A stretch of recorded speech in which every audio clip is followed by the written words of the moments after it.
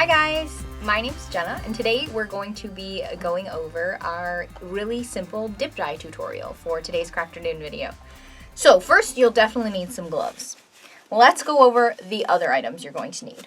You're going to need a large jar, basin, in my case, pretzel tub, whatever you can get your hands on. Plastic is okay to use. You're going to need hot water, which I have off camera here, some dish soap, some RIT dye. This stuff is awesome. You can get it on Amazon. I believe we paid about $9 for this bottle. Really cheap stuff, works really well. And it's like tie-dyeing, but they have some nicer colors, less neon, bright colors, more muted stuff that you can actually wear and that works in your wardrobe. So we have apple green today. And then some salt. I also have some popsicle sticks here that I'll be using for stirring. Scissors, in case you need to cut your rubber band off your shirt, if that's what you decide to do to your shirt. And then something to rest it in. This I just have a very well-loved and well-used tin foil pan here. And of course, you'll need something white. I have a white cotton t-shirt, pretty plain, that I already have tied off like this. So the idea is to not do the entire thing. You can absolutely do that if you want. It just saves on mess and time to do it in portions or to just do one area of your shirt. And it actually ends up looking pretty sweet. So what we're going to do is get our hot water, add it into your bucket. Very good, like so. That's what's also great about this is you don't need a ton. This will be plenty to submerge your shirt in, even if you're doing all of it. Awesome. Then you'll need a teaspoon of dish soap. I recommend reading, actually, your RIT bottle. You can dye so many different things with this stuff, and it's got all the information you could ever want on it about each type of material and what works best.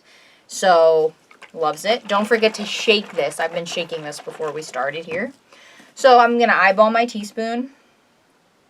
Looks great. Awesome.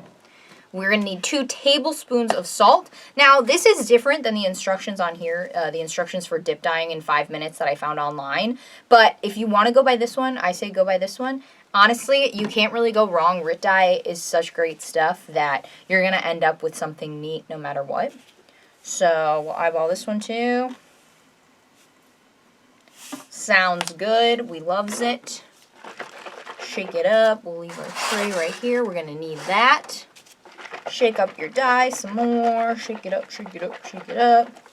Now for my demo shirt that I did, which I'll show you in a little bit here, I did use the entire bottle. I wish I could tell you if that was smart or not, but I honestly can't because I did not take my shirt home and wash it yet. So I can't tell you what it does to the color, but I feel like it makes them really dark.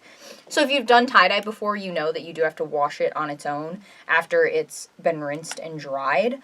So I'm sure that will also change the color a lot. But just to be safe, use whatever you're feeling like. We're going to put that in there just in case we have any spillage. So I'm going to do about half this time because apple green does look pretty dark, as you can already see. I'm going to give it a mix here.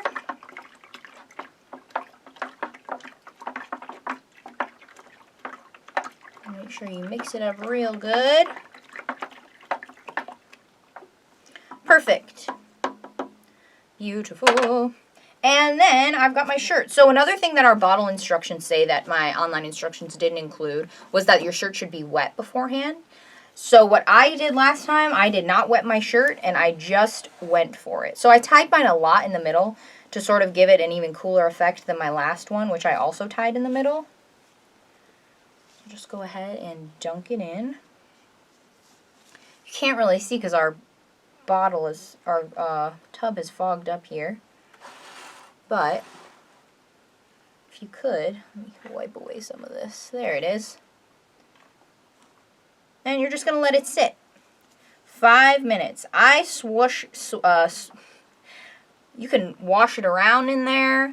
You can dunk as close to the rubber band as you want. And then you're just going to let it sit for 5 entire minutes. So here's what my finished product looked like. And I did the top half of this shirt. And then we've got a cool ombre effect going down. Again, this is not, if I had, there we go, a little up close for you. This is not what it will look like finished, most likely. The colors probably will be more vibrant. Again, this was supposed to be teal, so I imagine it'll be lighter on top, and also the ombre will come through a little more. This is what it looked like when I slowly dunked in past the rubber band, so that you sort of get a lighter to darker vibe. So once it's done soaking after 5 minutes, what you're going to do is rinse it in a tub of cold water or just under running cold water until the water runs clear from the shirt or whatever else you're dyeing. You want to make sure that you get all the excess dye out, and then leave it out to dry, give it some time, and then go ahead and wash it in the washing machine by itself. The RIT dye bottle says wash it with a towel. That's totally up to you. I've done it both ways with tie-dyeing stuff, and either way, it honestly works. So I went a little higher than my rubber band to try to create the ombre effect. We'll see if that one comes out. But thank you so much for joining us. I hope you try this really simple project. It's really satisfying to me to do tie-dye that only takes 5 minutes. If you make this one at home, we definitely want to see it. Make sure you share it with us on social media using the hashtag Fountaindale Lib. For more programs like this, visit fountaindale.org/events.